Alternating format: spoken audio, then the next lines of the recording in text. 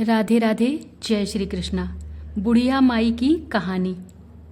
एक बुढ़िया माई थी जो चतुर्मास में पुष्कर स्नान किया करती थी। उसके एक बेटा और बहू थे। सास ने बहू को फलाहार यानी उपवास में खाने योग्य बनाने को कहा तो बहू ने खाली टिफिन ही रख दिया। बेटा माँ को पहुँचाने के लिए पुष्कर गया।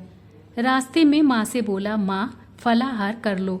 जहाँ पानी मिला वहीं फलाहार करने बुढ़िया बैठ गई तो भगवान की कृपा से खाली टिफिन फलों से भर गया।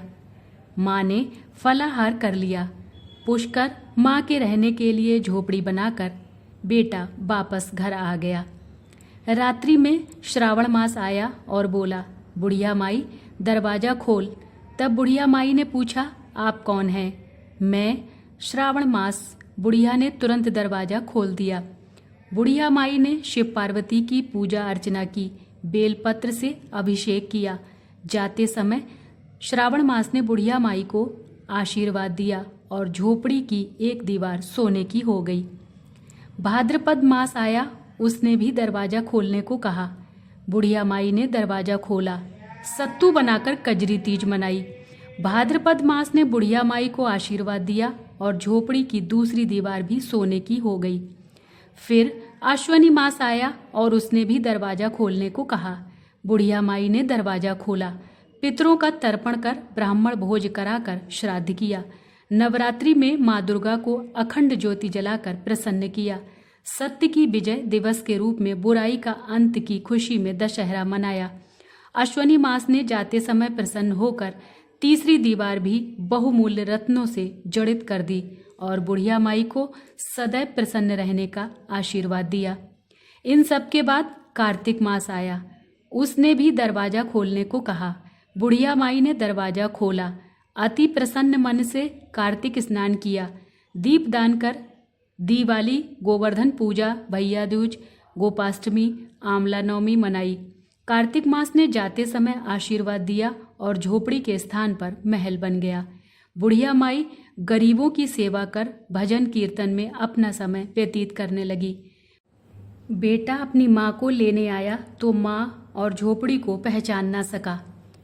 फिर उसने पड़ोसियों से बात की और पड़ोसियों ने माँ के बारे में बताया। उन्होंने बताया तो बेटा माँ के चरणों में गिरकर बोला, माँ घर चलो। सारे सामान के साथ घर ले आया। सासू माँ के ठाट देखकर बहू के मन में लालच आ गया और उसने अपनी माँ को भी पुष्कर छोड़कर आने को कहा तो उसका पति अपनी सास को भी पुष्कर छोड़ आया। परंतु बहू की माँ की धर्म कर्म में बिल्कुल रुचि नहीं थी। वह 4 समय भोजन करती और दिन भर सोती।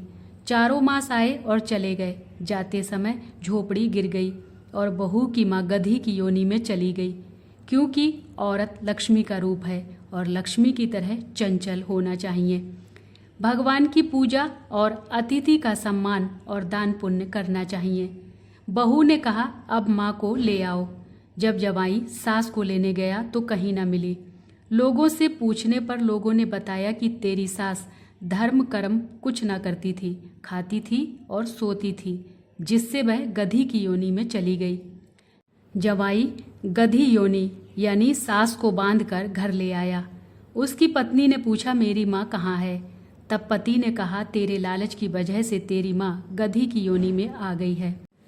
बड़े बड़े विद्वानों, ब्राह्मण, ऋषि मुनियों से पूछने पर उन्होंने बताया कि तेरी सास के स्नान किए पानी से स्नान करने पर उसे मनुष्य योनि मिलेगी।